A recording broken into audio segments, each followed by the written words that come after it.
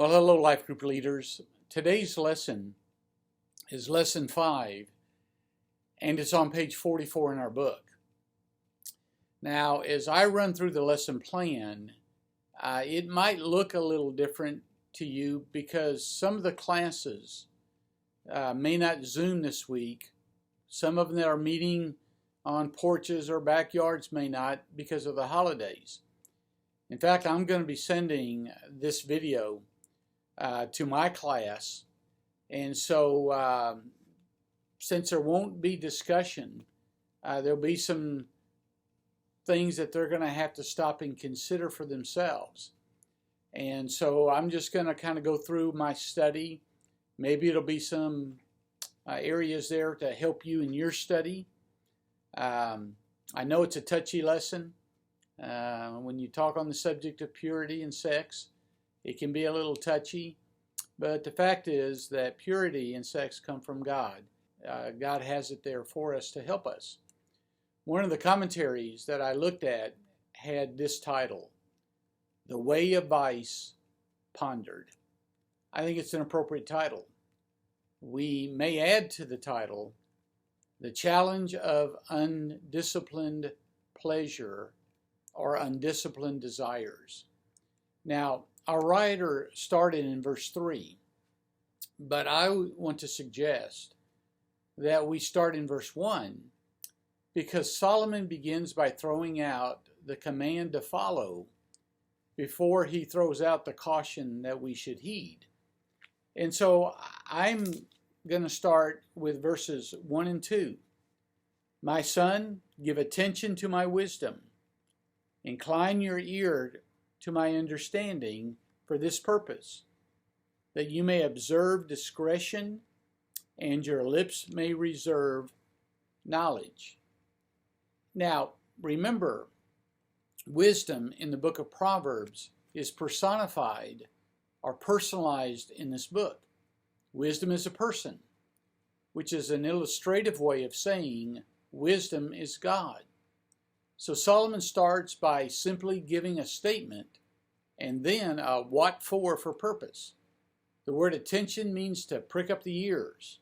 When I was a kid, I think I'd mentioned in an earlier lesson, my grandfather had a mule. And I think the mule got to know its name. I'm not going to repeat the name my grandpa used. It was a kind of a different kind of name. But when my grandpa would use it, the ears of the mule would perk up, and he would know that grandpa was talking about him. Well, that's kind of what this word means. It means to pay attention, to perk up the ears. Now, the word understanding means intelligence and discretion. And so what Solomon, as he begins this important chapter, says, perk up, listen, make sense of what I am saying for life application. And then he pulls it together with the word so that, for this purpose, so that you will observe. That word means to guard. It's a boundary or a fence around you for protection, so that you will observe for your own protection. And then you will think before you act. Discretion is built off conviction, not emotion or passion. And so that's how Solomon begins this chapter. Now, from this introduction, we see our lesson proper. Notice how Solomon sets forth his guidance. He begins by stating the ill effects of wanton pleasure. He also personifies this as an adulterous woman. Her words, her actions are so alluring and tempting, but the end result is not sweet honey. Rather, it's, Solomon says, wormwood. Her words drip honey and are smooth as oil, but the result is a curse. That's what that word wormwood means. It's poisonous. It's a way of death. Then he adds this, my son, listen to me. Stay far away from her. Be cautious. Now, I want you to notice in our verses that Solomon begins with the list of tragic results of a person who does not heed his words. There are 4 tragic results. And so with your Bible open, let's walk through that, because I think it'd be a great outline for a lesson for you to teach. If you look at the beginning of verse 9, the first tragic result is dishonor. Some translations have it, then you will give your honor or your vitality to others. You know, when you lose your honor, it's hard, maybe impossible to ever get it back. And so the first tragic result is that when you give yourself to wanton pleasure, when you give yourself to the temptress, there's dishonor. I'll never forget that we had a wonderful guy in our Southern Baptist Convention, a wonderful pastor for 30-something years, well respected.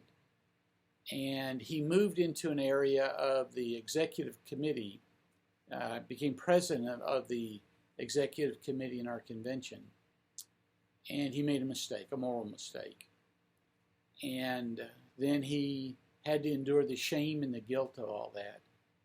And it wasn't lost on me that for 30 plus years, he was a well-respected pastor, well-grounded, good preacher, just a wonderful pastor of a wonderful church. But when his name comes up, it comes up in a negative way instead of a positive way.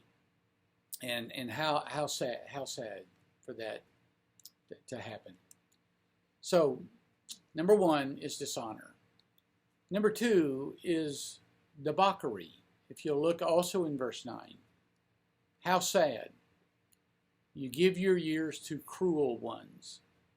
It means you give your years to those who have no mercy and will show no mercy.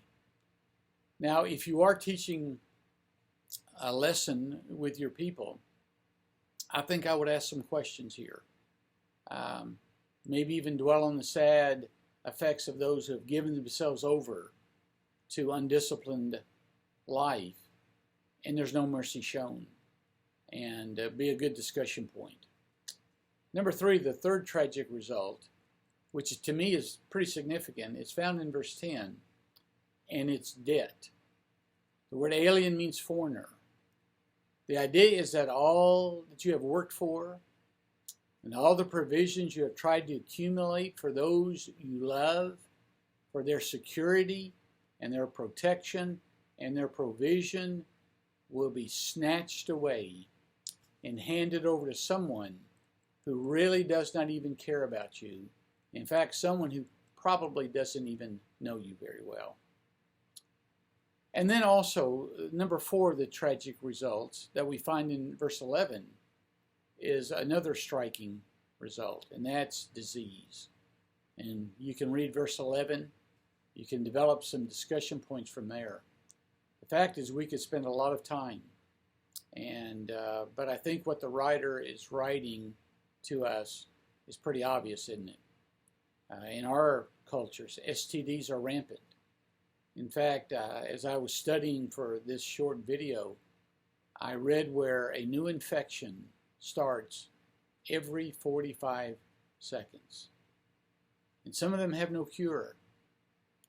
And many are the result of just pleasure unrestrained. And so Solomon writes very logically here. He begins with the negative. Here are the results that's going to happen if you don't apply your disciplines. Now, I think we could summarize these verses, this section, with the word depravity. Depravity is who we are. And what results if we don't heed Solomon's warnings in verses 1 and 2? Now, depravity doesn't mean we're bad every moment of every day. Depravity means that every area of our life has been impacted by sin. And without Christ redeeming us, saving us, it will manifest itself into wrong kind of living, which he gives to us in these verses. And so if we don't follow the warnings of verses 1 and 2, if we don't establish boundaries and fences around our heart, our affections, our passions will suffer. Now, you'll notice beginning verse 15, there's a shift. Our writer, Solomon, moves from negative dangers to positive reinforcement. And so if we were meeting, I would read verses 15 through 18. And I think perhaps the best way to teach this part of the chapter is to say that God has a design, and God gives his delight when his design is followed. I know that for some, the issue of talking about sex, teaching about sex is uncomfortable. For others, it's not. They're very open with it. And each of you as life group leaders have to decide just how deep you're going to go with it. The Bible confirms legitimate desires, but they are to be restricted for our own good. And when we do it God's way, it works. There are many folks today who don't like God's absolutes. But God gives us those absolutes for our health, whether it's spiritual health, emotional health, and, according to our context here, physical health. Nobody breaks God's law with impunity. There's always a consequence. When you do it God's way, following God's design, there's delight. And I think you could go all the way back to the beginning of the Bible in Genesis, whether it's dealing with sexual impurity, homosexuality, any of that, no matter what it may be, impurity outside of marriage. You can go back to Genesis, and it's very clear that God gives us his design. Now, he does that because he loves us, and he knows that's the healthy thing. It's the right thing, okay? And when we follow his design, there's delight. It is clear when it comes to the sexual arena of a married relationship, we have to do it God's way. And so Solomon basically says, stay at home, tend your own garden. The implication is, work at it even as you get older. Remember the years of your youth. Cultivate the relationship. Now, I think the phrase in verse 17 is pretty significant. Let them be yours alone. And I think the phrase in verse 19 is as well. Be intoxicated in her love. One said it this way. Be lost in her love forever. That means you accept the person the way they are. That means that you work to keep encouraging the relationship. And you don't judge, you love. I had a really good friend in my church in DeWitt. He was an older gentleman. He allowed me to come out and hunt on his land. And we just became really, really close and good. And one evening after I came in from hunting, he was kind of sitting out there where we had a little hunting shop and just sitting there in a chair. So I stopped and talked with him. His name was Mr. Hynum. And I just spent time talking with him. And he was in his 80s then, didn't live much longer past that, frankly. And he and his wife had had a great marriage. And I just asked him, I said, Mr. Hynum, what's the secret? What makes it work? And he just kind of looked at me with a smile, and he said, well, preacher, I'll tell you. He said, I used to work really hard, and I would work very long, and I would work very honest. And at the end of the day, I would go home. I wouldn't get involved in all the other stuff that was going on. After work, I went home to my wife and my family. And I'll tell you, when we follow God's plan, we enjoy God's delight. Now notice Solomon throws a little extra caution in here, and I think that's kind of cool. In verse 31, he reminds his readers, and of course us, hey, God's watching. Whatever you do, wherever you go, whoever you're with, be careful. God is watching you. Well, if we would heed that phrase, we would be spared from many mistakes. In fact, if we would heed the admonition of this chapter, Proverbs chapter 5, we would save ourselves from a lot of pain and a lot of heartache, not only receiving the pain and heartache, but giving the pain and heartache to those we love. Well, I realize this may be a little short, but I think it's good food to nourish yourself spiritually. And however you choose to work out the July 4th weekend, here it is for you. God bless you, and I hope you have a great weekend.